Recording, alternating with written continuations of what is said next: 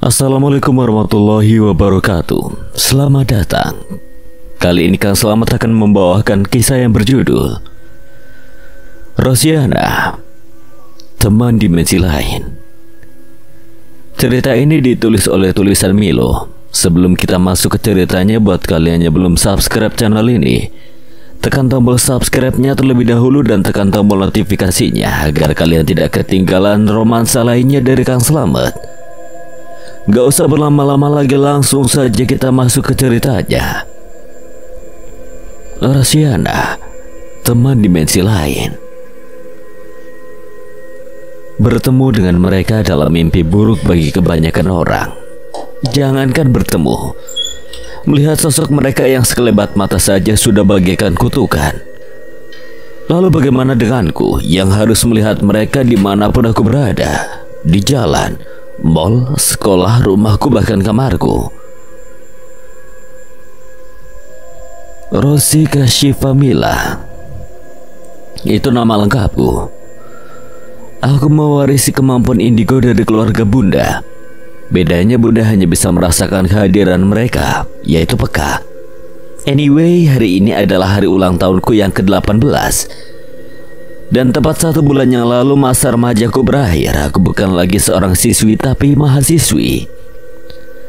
Aku akui, aku bukan anak yang mandiri. Ayah diam-diam mendaftarkanku dalam salah satu universitas di Perancis. Kata ayah karena ayah yakin dengan kemampuan bahasa Inggrisku yang menurutku biasa saja. Hasilnya, aku diterima. Wow. Kalau kalian ada di posisiku, sudah pasti kalian akan semangat berangkat ke Perancis, kan? Not me. Tidak denganku. Alasannya, aku enggan jauh-jauh dari keluargaku, terutama orang tuaku. Kalian boleh beranggapan aku bodoh, silakan. Tapi yang harus kalian tahu, aku terbiasa didampingi bunda, meski bunda tidak memiliki kemampuan yang sama sepertiku. Tapi bunda yang selalu bisa menenangkanku bila aku merasa terganggu akan kehadiran mereka. 28 Juni 2019, pukul 12:03. Gilang Bimantara. Happy birthday Rosi. Aku tersenyum tengil membaca pesan singkat dari Gilang. Ya, Gilang, satu-satunya orang yang percaya bahwa aku bisa melihat mereka selain keluargaku. By the way, Rosi adalah panggilan Gilang untukku, yang artinya Rosi Indigo. Aku tidak pernah meminta disebut-sebut sebagai anak indigo. Bahkan aku ingin bercerita kepada teman-temanku tentang kemampuanku ini. Karena dari pengalamanku, mereka tidak percaya akan dunia lain, dan mereka menjauh saat tahu bahwa aku adalah anak indigo. Sungguh bukan satu kebanggaan untukku memiliki kemampuan seperti ini. Gilang juga orang yang selalu ada dimanapun dan kapanpun aku butuh. Wait, bukan cuma Gilang. Ya, kamu juga, tapi kamu kan bukan orang. Sosok yang sekarang duduk di meja belajarku sambil mengayunkan kedua kaki kecilnya. Sosok yang selalu ada dan tidak pernah meninggalkan aku, karena dia adalah teman curhat yang langsung Tuhan kirimkan untukku. Yana. And ya, inilah kisahku. 11 tahun yang lalu, saat aku dan keluargaku pindah ke Jakarta, usiaku hampir menginjak angka 7 tahun. Aku baru saja membuka pintu kamar yang kini menjadi milikku bersama Revan, kakakku. 1 kali, 2 kali aku meneliti ruangan kosong yang lumayan besar itu. Entah mengapa aku seperti mendengar seseorang memanggil namaku dari balik pintu yang terbuka. Kakak dengar? Dengar apa? Itu ada suara yang manggil-manggil Rose. Mana nggak ada. Kini mataku tertuju pada sesuatu yang ada di balik pintu. Aku melihat kain putih tegak. Setelah aku menyusuri kain itu hingga ke lantai, OMG, ada kaki orang. Kak, Rose boleh minta tolong? Apa? Tutup pintu. Ngapain? Aku mau lihat ada apa di balik pintu. Ya elah, kamu takut? Tanya Kak Revan dengan nada mengejek. Aku hanya menekuk bibir saat mendengar komentar Kak Revan. Tutup. Iya. Kak Revan mulai mendekati pintu, lalu ia menutupnya perlahan. Close up, apa aku nggak salah lihat? Ada anak kecil berdiri di sana, memakai dress warna putih, rambut panjang bergelombang terurai lebat, tanpa alas kaki dan sangat cantik. Kakak siapa? Hah? Kamu ngomong apa sih? Bukan Kak Revan, tapi kakak yang itu. Yang mana? Itu yang berdiri di depan kakak, cewek. Rose? Revan? Suara Bunda menggema dari arah ruang tamu. Rumah kami tidak terlalu besar, tidak tingkat pula, tapi memiliki halaman depan yang cukup luas untuk tempatku bermain tentunya. Cukup untuk menciptakan dan merasakan hangatnya keluarga. Tuh dipanggil Bunda, mending kita ke sana sekarang. Tegas Kak Revan sambil membuka pintu lalu meraih pergelangan tanganku. Hari itu adalah hari pertama aku menikmati rumah baru. Karena rumah masih kosong dan berantakan, ayah dan Bunda mengajak untuk jalan-jalan. Setibanya kami di rumah pada malam hari, semua sudah beres. Rose, kamu berani tidur sendiri kan? Berani dong Bun, di Surabaya juga harus tidur sendiri. Sip, anak Bunda pintar, ayo Bunda antar ke kamar kamu. Nah Revan, biar ayah yang antar kamu ke kamar ya. Akhirnya aku pergi ke kamar bersama Bunda. Sebelum pergi Bunda masuk dan menyelimutiku layaknya anak kesayangan. Eits, ayah dan Bunda memperlakukan aku sama seperti Kak Revan. Kami tidak pernah merasa berbeda. Siapa yang salah pasti disalahkan, dan yang benar tidak akan dibiarkan mengejek. Ayah dan Bunda tak pernah membuat salah satu di antara kami merasa istimewa atau sama istimewa. Entahlah, yang jelas ayah dan Bunda selalu bersikap adil. Setelah mengganti lampu kamarku dengan lampu tidur, Bunda keluar. Tak lupa Bunda menutup pintu kamarku. Sih, dia masih ada di sana, di balik pintu kamarku. Mau main sama aku nggak? Tanya sosok yang kusebut kakak. Kakak siapa? Sosok itu mendekat. Dia duduk dengan gembira di sampingku. Namaku Yana. Rumah kakak di mana? Aku nggak tahu, aku nggak punya rumah. Boleh aku tinggal sama kamu, jadi teman kamu?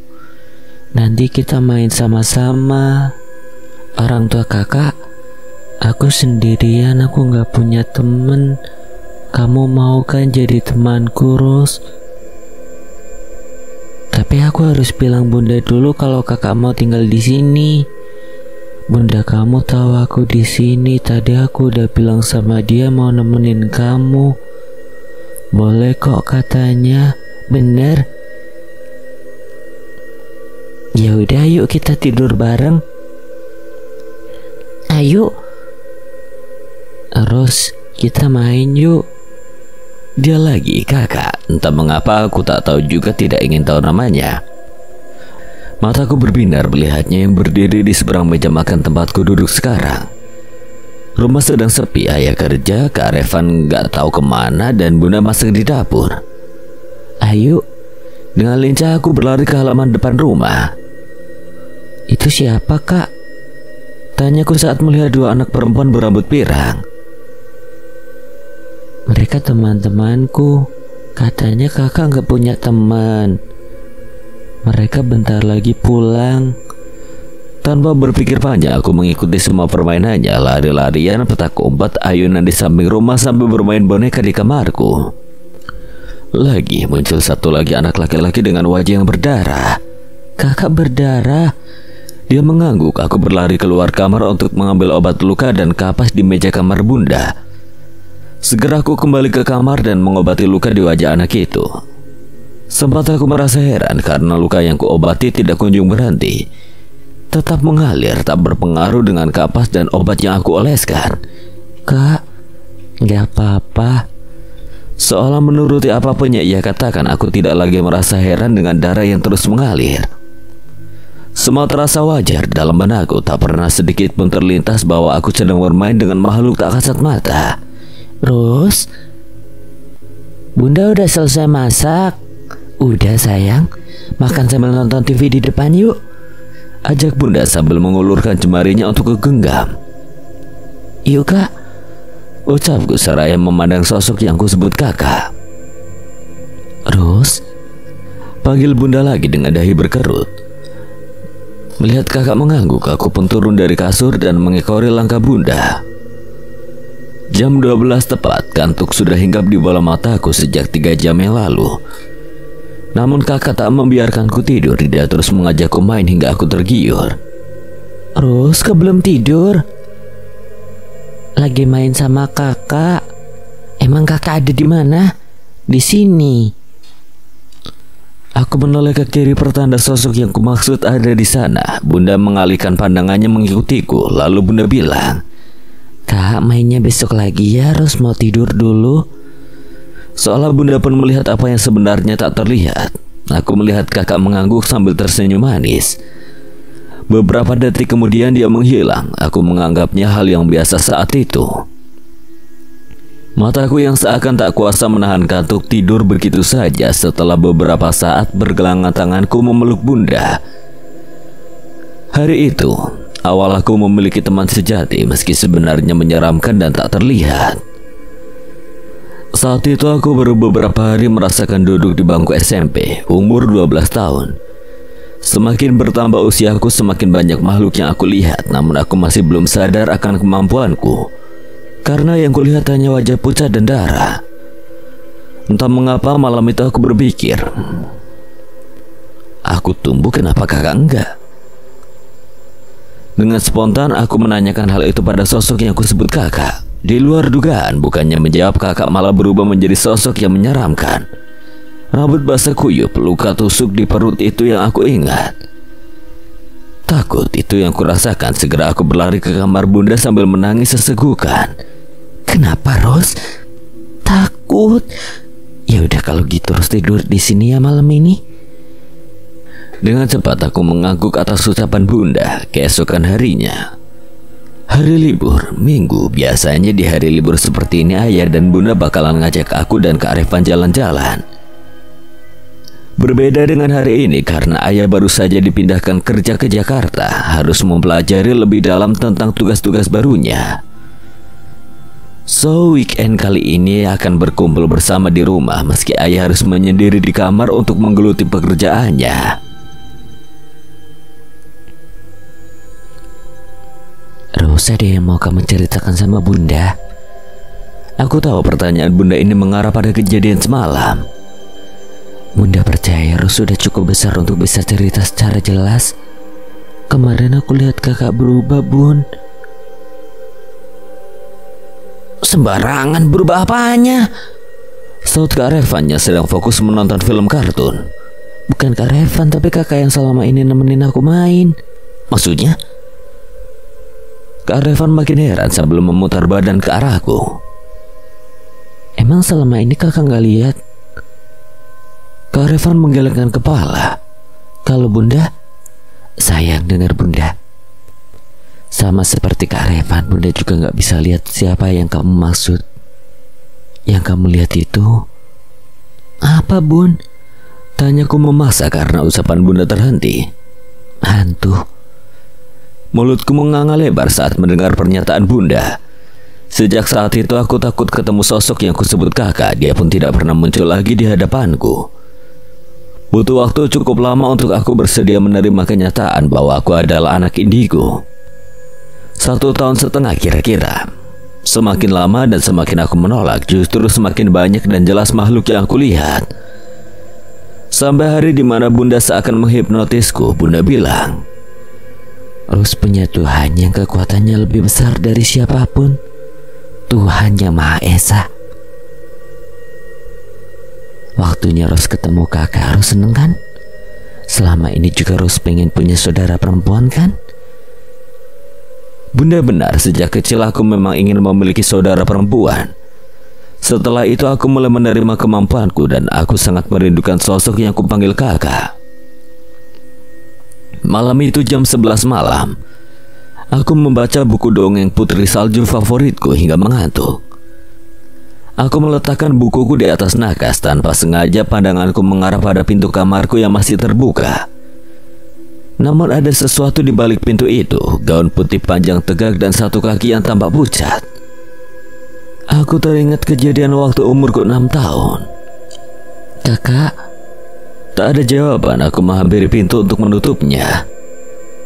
Kakak? Aku memeluknya, sungguh aku bisa memeluknya. Kakak kemana aja? Aku tahu kamu takut, maaf waktu itu aku terlalu buru-buru menunjukkan wujud asliku. Sebenarnya nama kakak siapa dan kakak umur berapa? Aku meninggal waktu berumur 10 tahun, soal nama kamu bebas memanggilku siapa saja. Bunda pernah bilang, gak ada dari mereka yang merupakan arwah. Maksudnya manusia yang sudah mati tidak akan bisa hidup kembali, dan mereka yang kamu lihat adalah jin yang menyerupai sosok manusia pada saat hidup. Singkatnya, jika ada orang meninggal dan kamu melihat dia sebagai arwah, itu bukan dia. Itu hanyalah jin yang menyerupai, kecuali sebelum 40 hari orang itu meninggal dunia. Mungkin itu sebabnya sosok di hadapanku ini tidak menyebutkan namanya. Rose, mulai sekarang kamu panggil aku Yana. Yana, itu nama kamu? Dia mengangguk. Oke Yana. 2 tahun berlalu, kini aku merupakan siswi kelas 3 SMP, umurku 15 tahun. Karena kemampuanku, setiap aku menyentuh sesuatu, aku seperti melihat kejadian terdahulu. Hari ini aku bertemu dengan sepupu kembarku, Cika dan Citra. Pun kedua orang tuanya, Tante Sarah dan Om Nelson. Terakhir aku bertemu Om Nelson saat aku masih tinggal di Surabaya. Hal itu karena Om Nelson adalah orang yang super sibuk.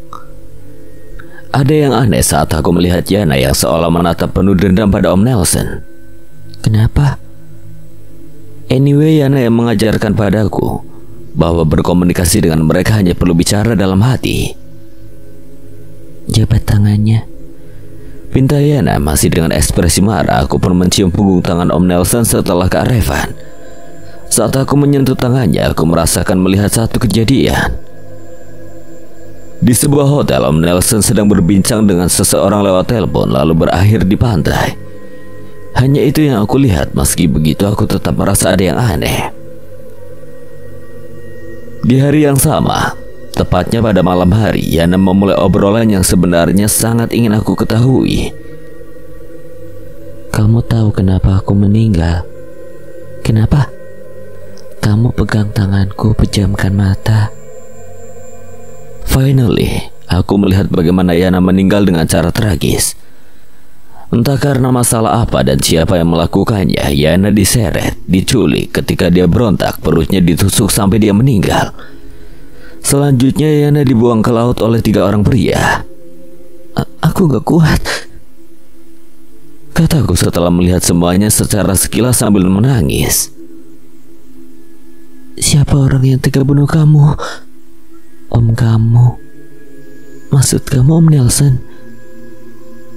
Tapi kenapa? Kamu bisa gunakan kemampuan kamu untuk tahu semuanya. Asalkan satu, jangan biarkan om kamu tahu kalau kamu bisa lihat aku. Tapi satu saat nanti kamu pasti tahu. Yana benar, sekarang di usia ke-17 aku melihat semuanya secara jelas. Aku melihat kejadian saat Om Nelson menelpon seseorang untuk menyusun rencana menjatuhkan ayah. Singkatnya, saat Yana hidup, dia juga merupakan anak indigo. Pantas pertama kali melihat Om Nelson, Yana tampak sangat marah. Aku ingin memberitahu ayah dan bunda saat itu juga, namun Gilang melarangku. Gilang bilang, mungkin ayah sama bunda kamu bakal percaya, tapi kita nggak bisa jeblosin Om Nelson ke penjara tanpa bukti. Akhirnya aku, Gilang, dan Yana sepakat akan menemukan bukti-bukti yang kuat. Berkat usaha dan kerja sama kita, Om Nelson mendapatkan keadilan beberapa bulan kemudian. Aku berhasil membuat Om Nelson mengakui kesalahannya sendiri karena merasa dihantui Yana. Meski harus melihat Tante Laras, Citra, dan Cika sedih, tapi keadilan tetap harus ditegakkan. Malam itu, semua berkumpul di ruang tengah rumah keluargaku, termasuk Tante Laras, Citra, dan Cika.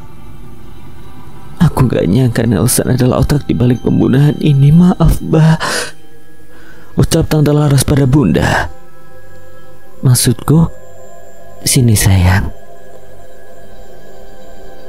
Yana ada di sini. Ada. Dia di mana? Dia lagi berdiri di depanku sekarang. Tanggal berapa dia meninggal? Aku menatap wajah Yana. Dia berkata, jam 12.26 Juni 2006. Aku menentukan ucapan Yana. Yang bikin aku terkejut adalah ketika Bunda berkata, ternyata benar. Benar apanya, Bun? Yana itu kakak perempuan kamu, adiknya Revan. Dia menghilang di hari ulang tahunnya yang ke-10. Sampai sekarang dia belum ditemukan. Sungguh terkejut bukan main saat aku mendengar pernyataan Bunda yang diiyakan oleh Yana. Yana nama aslinya adalah Naya. Kamu tahu nama hotel kita? Renaya, yaitu singkatan dari nama Revan dan Naya. Untuk kesekian kalinya aku melihat Yana mengangguk. Tapi sayang sekali Yana hanyalah sosok yang menyerupai kakak kamu. Naya sudah lama tiada. Ros tahu. Setelah kejadian di hari itu, semakin lama rasa takutku kian terkikis. Aku pun menyadari kemampuanku ini merupakan anugerah. Aku bertekad untuk membantu sesama mulai saat itu. Dan sadar atau tidak, kemampuanku sebagai anak indigo kian berkembang seiring berjalannya waktu. Pernah aku merasa kelebihanku justru membuatku tak memiliki teman. 6 tahun duduk di bangku sekolah dasar dan 3 tahun duduk di bangku sekolah menengah pertama. Tak ada seorang pun yang bersedia menjadi temanku. Tak ada satupun hingga saat aku memasuki seragam putih abu-abu. Tekadku bulat untuk menyembunyikan kemampuanku. Namun sayang, semua tak berjalan mulus seperti rencanaku. Semua bermula saat aku baru beberapa bulan duduk di bangku sekolah menengah atas. Siang itu semua siswa sedang melaksanakan ujian akhir semester ganjil. Semua murid terlihat tengah fokus mengerjakan soal masing-masing. Sialnya hal itu tidak terjadi padaku. Aktivitas mereka saat itu benar-benar mengganggu. Mulai dari tangisan, teriakan, tawa, semua berbaur membuatku risih. Diam! Tegasku secara spontan sambil sedikit memukul meja. Hasilnya nihil, mereka tak berhenti menggangguku. Duh, diam, aku lagi ujian. Hening aku melihat sekitar. Semua mata sedang tertuju pada aku, termasuk guru pengawas ujian. Ada apa, Rus? Enggak apa-apa, Bu. Nanti setelah ujian ikut saya ke ruang kepala sekolah. Oh God. Sesuai perintah Bu Farah, aku ke ruang kepala sekolah bersamanya. Dugaanku benar. Pasti banyak sekali pertanyaan yang harus kujawab. Ceritakan saja semuanya, jawab jujur kalau kamu ini indigo. Bisik Yana yang tiba-tiba muncul di sampingku. Aku melirik tajam pada Yana. Kamu kemana saja tadi? Maaf Ros, tadi aku bosan nunggu kamu ujian. Dasar Yana, aku mengembuskan napas berat. Lalu mulai kuceritakan semuanya perlahan. Keesokan harinya, entah mengapa aku merasa semua murid menatap tajam ke arahku. Ros? Aku mengerutkan dahi. Iya, ada apa? Seorang anak laki-laki bertubuh tinggi, putih dan tampan sedang berdiri di hadapanku. Gue Gilang. Dia teman sekelasku. Kuakui aku adalah anak yang tidak pandai bergaul. Meski telah beberapa bulan di sekolah ini, aku belum juga akrab dengan satupun teman. Lu udah lihat Instagram? Emang ada apa? Penasaran, aku menekan aplikasi Instagram pada ponselku. What? Ini kerjaan siapa? Tanyaku pada Gilang yang masih berdiri di hadapanku. Gilang mengangkat kedua bahunya. Ya udah, thanks ya. Aku berjalan menuju kelas disertai perasaan gusar. Bagaimana tidak? Semua mata tertuju padaku, termasuk kakak-kakak kelas 12. Jujur saja hal itu lebih mengerikan daripada makhluk halus yang sering kulihat. Stop. Aku menatap tajam pada 3 orang perempuan kelas 12 yang menghadangku. Ada apa ya, Kak? Nama lo Rus? Iya. Oh, jadi ini yang katanya anak indigo. Aku menoleh ke sekitar, bukan karena malu dilihat banyak orang, tetapi aku sedang mencari Yana. Kemana dia di saat situasi seperti ini? Permisi, Kak. Aku menunduk dan berusaha menerobos. Mau kemana lo? Selamat aku kali ini karena bel sekolah. Jam istirahat, entah mengapa gairahku untuk pergi ke kantin hari ini lebih kuat. Padahal biasanya aku lebih suka diam di kelas sambil memainkan ponsel. Aku beranjak dari tempat dudukku menuju kantin sendiri. Di kantin aku membeli seporsi bakso yang kurasa cukup mengenyangkan. Gak boleh duduk di sini. Suara bariton itu sempat mengejutkanku beberapa detik. Aku mendongak untuk menatap wajahnya. Boleh? Dengan seksama aku perhatikan dia. Aku merasa seperti pernah melihatnya. Oh iya, Gilang. Lo yang namanya Gilang kan? Dia tersenyum manis.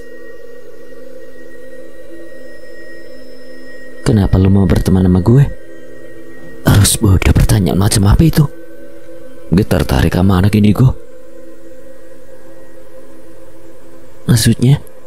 Dulu gue punya teman indigo, sayangnya dia udah gak ada. Meninggal? Ya, tapi sebelum meninggal dia sempat gila. Hah? Belum usai obrolan di antara aku dan Gilang, bel tanda jam istirahat berakhir telah berbunyi. Kita lanjut di telepon aja ya. Tapi gue gak punya nomor lo. Save kontak lo di HP gue aja. Gilang meraih ponsel dari sakunya. Aku menatapnya tajam sebelum mengambil ponsel dari genggamannya. Oke, gue duluan ya. Gilang mengangguk, lalu ia tersenyum manis. Jujur saja Gilang ini teman pertamaku di SMA. Ralat. Maksudnya teman kedua setelah Vira, teman sebangkuku. Pulang sekolah waktu yang ditunggu-tunggu oleh semua siswa. Terus, aku mengerutkan dahi saat menyadari siapa perempuan yang mencegatku sekarang. Kalau nggak salah namanya Mita, anak kelas 12 yang terkenal hits. Ada apa ya, Kak? Jadi bener, lurus anak indigo. Iya. Tiba-tiba dia menggenggam erat pergelangan tanganku. Tangannya ini kotor. Dia pernah membunuh seseorang. Kakak mau ngapain? Sekolah ini nggak terbuka untuk anak indigo. Maaf Kak, saya memang gak punya banyak teman di sini.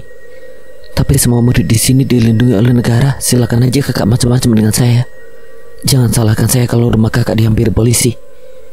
Lu ngancam gue? Enggak. Sama sekali saya nggak ngancam Kak. Saya hanya berusaha menggunakan hak saya semaksimal mungkin. Hak asasi manusia. Lu... Aku memejamkan mata erat-erat saat tersadar sebuah tamparan akan menghampiri pipiku. Anehnya aku tak merasakan apapun setelah memejamkan mata. Kubuka mata perlahan untuk melihat apa yang sedang terjadi. Gilang, kita pulang sekarang. Mau tak mau aku mengikuti Gilang yang menyeret pergelangan tanganku. Aku menoleh ke belakang sejenak. Kakak itu, Mita, masih menatapku dengan penuh amarah. Makasih. Lo harus hati-hati sama Mita. Yang tadi maksud lo? Dia terkenal orang yang nekat. Cuma beberapa orang yang berani melawan dia, termasuk gue. Kenapa gitu?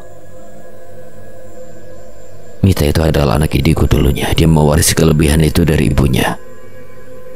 2 tahun lalu ibunya meninggal karena dibunuh keluarga orang yang berhasil diadili akibat kesaksian dari ibunya Mita. Lo tahu dari mana? Kakak gue yang cerita. Satu sekolah sama kita. Alumni. Oh, berarti sekarang Kak Mita udah bukan anak indigo. Ya udah ditutup katanya. Kok bisa? Mana gue tahu. Gilang menaikkan kedua bahunya. Aku terdiam untuk beberapa saat, hingga ingatan tentang ucapan Bunda waktu itu kembali. Kata Bunda, mata batin bisa ditutup, tapi hanya 0,1% dari semua anak indigo yang bisa. Ya udah, gue pulang dulu ya. Ya, makasih ya sekali lagi. Iya, sama-sama. Aku melangkahkan kaki menuju pintu setelah Gilang berlalu. Cie. Ya nah, dari mana aja sih? Maaf Ros, aku pulang duluan tadi. Aku tahu kamu pulang, tadinya aku mau nyamperin kamu tapi nggak jadi soalnya ada cowok ganteng pula. Siapa sih itu tadi? Temen apa temen? Apaan sih? Hai Ros, gue Gilang. Hai. Gue boleh telepon lu gak? Boleh. Tak lama ponselku bergetar. Dengan cepat ku geser simbol telepon ke arah kanan pada layar ponselku. Halo. Hai Gilang. Gue mau ngelanjutin cerita di kantin tadi tentang saudara gue.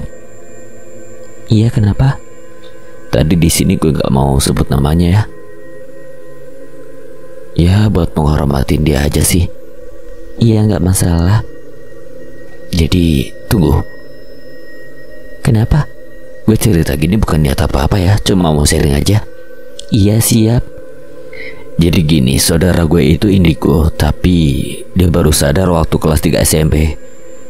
Di sana dia punya musuh bebuyutan. Sekedar info aja, dia tuh anaknya Cooper. So, lu tahu sendiri kan? Dia meninggal karena gila. Hah?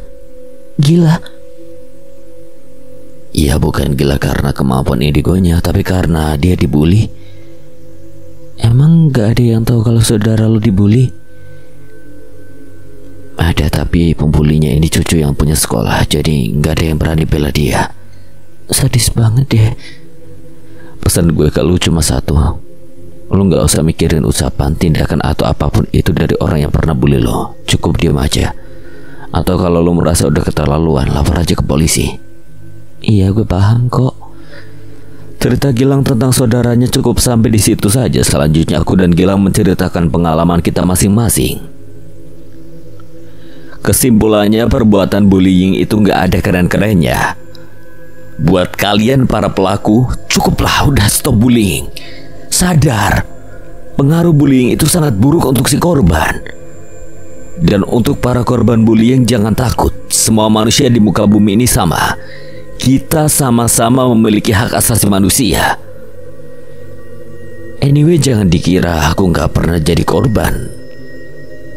Aku pernah. Di saat itu terjadi satu prinsipku.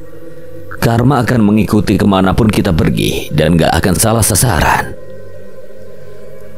28 Juni 2019. Happy birthday Rosi. Belum tidur lu, Lang?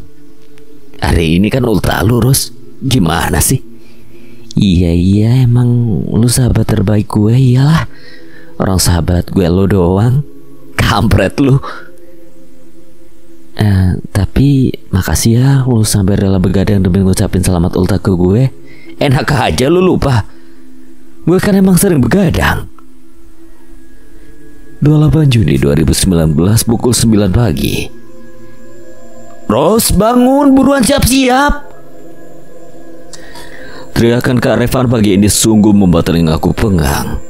Apalagi dia berteriak sambil menggedor pintu kamarku dengan keras. Ros!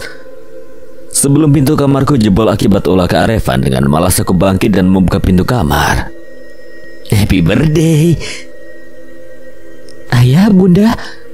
Aku berseru sambil sesekali mengucek mata karena mengantuk.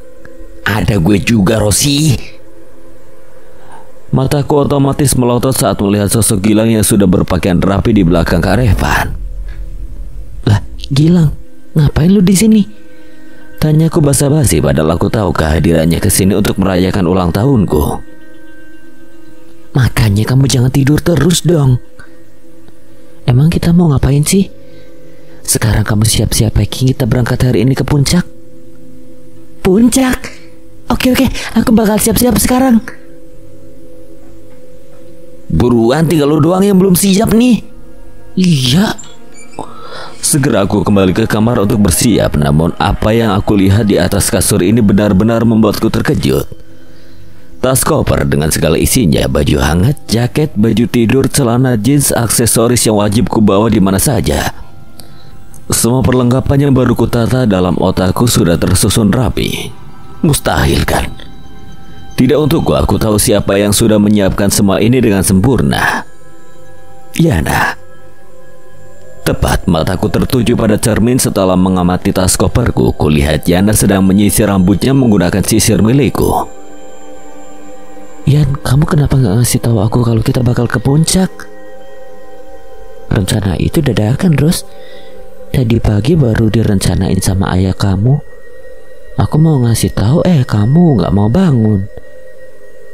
Jadi itu alasan kamu bangunin aku pagi-pagi? Ya udah deh. Anyway, makasih ya. Lu ikut, Lang? Iya dong. Udah bawel.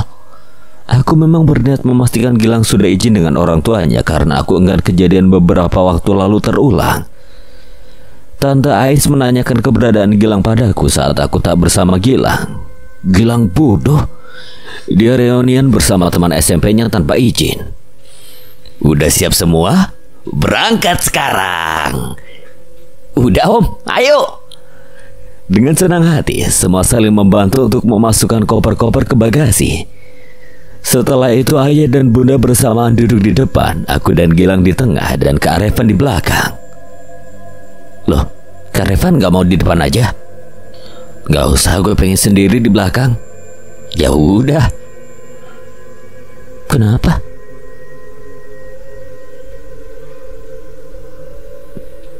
Yana di mana? Tuh. Lah, di samping gue. Kata dia nggak mau di samping aku, takut jadi nyamuk. Seisi mobil tertawa riang. Ini bukan pertama kalinya Gilang ikut berlibur bersama keluargaku. Hampir setiap liburan sekolah ayah mengajak kami semua untuk menginap di salah satu villa miliknya. Tapi biasanya ayah mengajak bermalam di Villa Cantika atau Villa Flow. Entah mengapa kali ini ayah memilih Villa Ansa. Kebiasaanku sebagai anak indigo, aku meminta Yana untuk menemaniku pergi duluan ke Villa Ansa yang keluargaku ketahui aku sedang tidur. Dengan kemampuan astral atau yang biasa disebut astral projection, tak butuh waktu lama untuk aku dan Yana sampai di Villa Ansa. Sama seperti villa milik ayah lainnya, villa ini sangat ramai pengunjung. Tentunya ramai akan kehadiran mereka.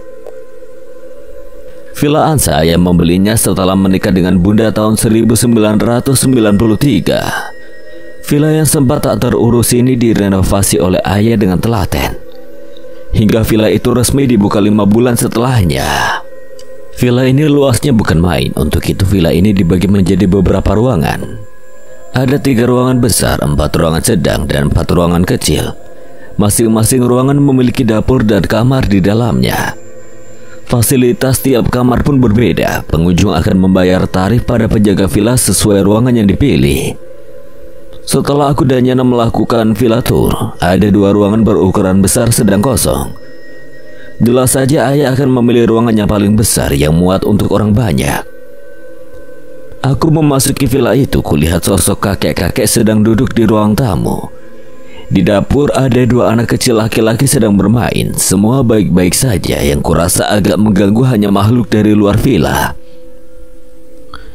Sampai akhirnya aku mengintip kamar mandi. Sosok hitam besar yang sangat menyeramkan. Saat itu juga aku bersumpah untuk tidak akan ke kamar mandi itu. Kuperiksa tiap kamar di sana. Ada 4 kamar, 2 di depan dan 2 di tengah. Di kamar paling depan ada sosok perempuan yang menurutku auranya negatif karena sekarang Yana sedang bersembunyi di belakangku. Tanpa memasuki kamar pertama, aku kembali melangkah ke kamar kedua. Sosok anak kecil perempuan seusia Yana berdiri di depan cermin, sangat cantik dan baik. Di kamar ketiga dan keempat hanya makhluk-makhluk dari pohon sekitar yang sedang singgah. Auranya cukup mengganggu karena sekarang aku merasa pengap. Puas mengelilingi villa yang sudah pasti dipilih ayah, aku mengajak Yana kembali ke mobil. Dek, bangun. Udah sampai? Udah, lu tuh ya dari awal berangkat sampai sekarang tidur mulu. Lu gak tahu aja gue habis dari mana. 10 menit kemudian, mobil ayah berhenti di halaman depan Villa Ansa. Aku mengambil tas koperku, begitu juga dengan yang lainnya. Ayah dan bunda sudah masuk lebih dulu setelah bertemu Pak Tio, penjaga villa. Tempatnya enak ya. Di sini gak ada makhluk jahat kan, Terus? Ntar lu ngerasain sendiri. Dek, gak ada yang serem kan? Emangnya kenapa, Kak? Enggak, pohonnya gede-gede banget. Pasti udah tua dan banyak penghuninya. Emang kakak ngerasain sesuatu? Di atas itu ada bakunya, tanya Revan sambil melihat ke atas salah satu pohon terbesar. Aku hanya bisa mengangguk sambil tersenyum. Wah, kayaknya Kak Revan udah ketularan indigo ya. Amit-amit. Kalau lu Gilang, apa yang lu rasain? Pengap ya? Udara segar gini lo bilang pengap? Lu silang nantangin. Setelah sekian lama berbincang, sampailah kita bertiga di sini. Rupanya kakek itu masih duduk di sana sambil tersenyum pada aku. Tanpa segan aku pun kembali tersenyum padanya. Bisa kusimpulkan kakek adalah penjaga villa ini. Mungkin nanti kakek akan bercerita pada aku. Ayah sama bunda tidur di kamar belakang, ya terserah kalian pilih kamar yang mana. Aku di kamar kedua aja. Aku di kamar samping tante aja. Ya apa boleh buat. Aduh, kasihan banget kakakku ini. Semoga dia nggak digangguin. Aku memasuki kamarku untuk menaruh koper, lalu aku kembali ke ruang tamu. Di sana aku lihat bunda sedang duduk persis di samping kakek. Bun, kenapa? Di samping bunda ada kakek-kakek. Pantes bunda ngerasa adem di sini. Dia yang jaga di sini ya? Iya. Makasih ya kek udah jagain tempat ini. Ngomong-ngomong, kita berapa hari di sini, Bun? Kata ayah sih besok kita udah balik. Ya padahal aku betah di sini. Kalau kamu libur boleh kok kamu kesini, tapi harus ada yang nemenin. Siap, Bun. Suasana villa Ansa pada pagi dan malam terasa sangat berbeda. Entahlah, mungkin mereka yang ada di luar villa merasa tertarik dengan kehadiranku. Di depan sini, teras, ramai banget. Tepat 20 meter di depanku sedang berdiri sosok perempuan bergaun kuning membelakangiku. Rambutnya panjang terurai dan kedua lengannya tergantung lemah seperti sedang meratapi sesuatu yang entah apa di depan sana. Di sekeliling tempatku berdiri sekarang pohon-pohon seperti menjadi tempat arisan para kunti. Dari pohon satu ke pohon yang lain kulihat dengan seksama ada yang termangu sembari memperhatikanku. Bergelantungan layaknya orang hutan, ada pula yang bercengkrama, bahkan tertawa melengking dengan sesamanya. Mataku kembali tertuju pada sosok bergaun kuning yang kini menghadap ke arahku. Sontak naluriku terpanggil untuk menghampirinya. Perempuan ini sangat cantik. Rambut belah tengah dengan bentuk agak bergelombang, tapi aku melihat aura kesedihan yang terpancar di matanya. Sadar aku menangkap aura yang ia pancarkan, kepalanya tertunduk. Kamu penghuni pohon ini? Tanyaku setelah berdiri tepat di hadapannya. Dia menggelengkan kepala. Terus kamu dari mana? Usai berbalik badan, ia menuju sebuah pos satpam di seberang sana. Itu rumah kamu. Kenapa kamu sedih? Diusir, aku bingung. Bingung kenapa? Tinggal di mana? Kamu mau tinggal di sana? Aku menuju villa tempatku menginap. Boleh, asal kamu janji kamu harus jaga baik-baik rumah kamu. Ikuti aku. Tanpa basa-basi ia pun mengikutiku hingga kami bertemu dengan kakek di ruang tamu. Rose, dari mana kamu? Suara bunda mengalihkan sejenak fokusku dari si gaun kuning. Bentar, Bun. Sontak bunda mengangguk. Bunda tahu kalau aku sudah mengeluarkan kalimat itu ada sesuatu yang harus kuselesaikan. Aku memejamkan mata perlahan berusaha berkomunikasi dengan sang kakek. Kayak boleh dia mengisi tempat ini? Tempatkan dia di kamar paling belakang. Biar dia jaga agar tidak ada yang berlalu lalang di belakang. Mataku kembali terbuka. Terima kasih. Sebuah kepuasan tersendiri untukku. Bisa menolong mereka yang membutuhkan bantuan. Dengan langkah kaki yang sangat ringan, aku kembali ke kamarku, mengingat sekarang telah larut malam. Rose, main yuk. Seru Yana yang sedang asik bermain bersama anak kecil perempuan penghuni kamarku. Gak, aku ngantuk. Ya udah. Aku tersenyum kecil melihat tingkah Yana. Andai saja sosok yang serupa masih hidup, kakakku pasti seru. Keesokan harinya jadwal pekerjaan ayah yang mendadak berubah membuat kami semua harus pulang lebih awal. Dek, di kamar gue kemarin ada apa ya? Pertanyaan itu seperti sinyal 4G yang dengan cepat kutangkap. Ada yang gangguin, Kak? Emangnya kenapa? Semalam gue dengar cewek nangis. Serius? Lu nyaut mulu ya? Soalnya semalam gue juga dengar, swear. Emang kakak dengar dari mana? Di kamar gue pojok pintu. Ternyata kalian semua peka ya. Maksud saya, kemarin pas saya ngobrol sama penjaga di sana, kamar Evan itu emang ada yang negatif. Tuh kan. Tapi gak ada yang ngikut kita kan, Ros? Ada? Mana? Ya elah, kompak bener. Ada tuh di sebelah kakak. Serius lo, Dek? Iya. Melihat wajah cemas Kak Evan, aku terbahak-bahak. Santai aja kali, Kak Yana yang ngikut. Ih, gak lucu tau. Ngomong-ngomong, lu denger juga, Lang? Kok gue enggak ya? Iya, tadinya mau nyamperin lu. Lu nya ada tidur. Gak lama dengarlah gue suara cewek nangis. Gue lihat lu tidur, kabur dong gue. Ngapain lu nyamperin gue? Tadinya sih mau ngajak nongkrong gitu di teras. Enak aja, gak boleh malam-malam berduaan gitu. Tulang dengerin.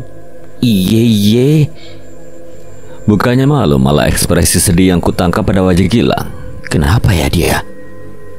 Apa ada sesuatu yang mau dia sampaikan sebenarnya? Entahlah. Pagi buta, Bunda biasa membangunkanku jam segini saat memintaku untuk menemaninya ke pasar. Bunda tidak pernah berbelanja keperluan dapur di supermarket, alasannya untuk berhemat. Kulihat jam dinding di kamarku menunjukkan pukul 5:15. Aku menuju ke kamar mandi untuk menghilangkan rasa kantuk. Usai aku menemui Bunda di ruang tamu. Hanya butuh waktu 10 menit untukku sampai di pasar. Bun, aku tunggu di sini aja ya. Iyalah, oke. Hal ini biasa kulakukan tiap kali Bunda meminta aku menemaninya. Seperti biasa, sejauh mata memandang begitu banyak sosok mereka dengan beragam bentuk. Anehnya aku merasa sedikit terganggu dengan sosok tangan buntung di belakangku. Auranya memintaku untuk memperhatikannya. Ini yang paling aku tidak suka. Kurai ponsel dari saku celana jeansku. Kulihat notifikasi chat dari Gilang yang terkirim pukul 5:03. Terus, hari ini ada acara nggak? Enggak, kenapa? Mau belanjain gue lo?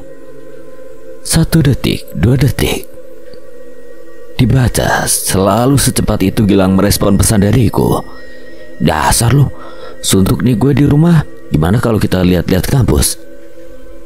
Kampus mana? Palm.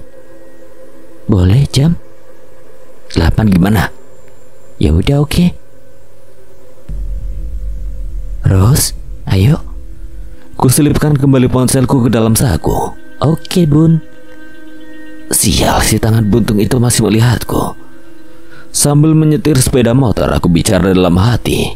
Pergi, jangan ikutin aku. Bukannya apa-apa, anak indigo seperti aku pun ogah melihat wujud yang tak beraturan seperti itu. Si tangan buntung tak menjawab, tapi dia masih mengikutiku. Aku tahu meski tak menangkap kehadirannya. Sampai akhirnya aku berhasil masuk ke rumah dengan tenang. Biar saja si tangan buntung termangu di halaman depan rumahku. Terus ada si tangan di depan. Ya usir dong ya. Enggak. Kenapa? Yana menatapku tajam. Oke. Jam 8 kurang 10 menit. Barusan Bunda memberitahuku bahwa ada Gilang di depan. Tante, aku pinjam Rosi ya. Pamit Gilang sambil mengumbar senyum rayuannya. Jagain adik gue. Saat Kak Revanya sedang menonton film di layar TV. Siap 86. Lebay lo. Lang, good luck.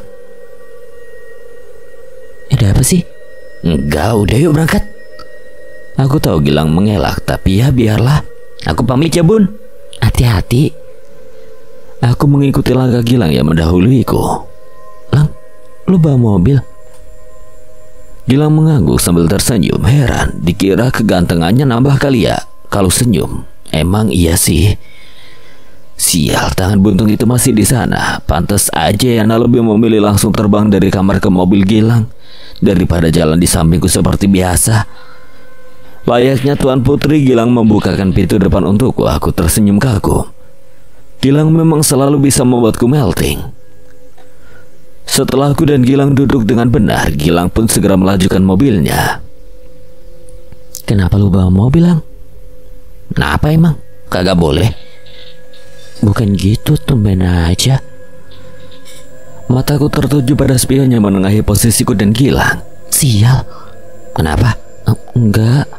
Aku sadar Gilang bukan orang pemberani jika mengetahui keberadaan makhluk halus di dekatnya. Suaranya seperti orang yang merintih kesakitan. Kamu kenapa? Sakit. Udah nyampe nih? Nanti aja ya, ucapku dalam hati. Tak lama kemudian si tangan buntung itu pergi.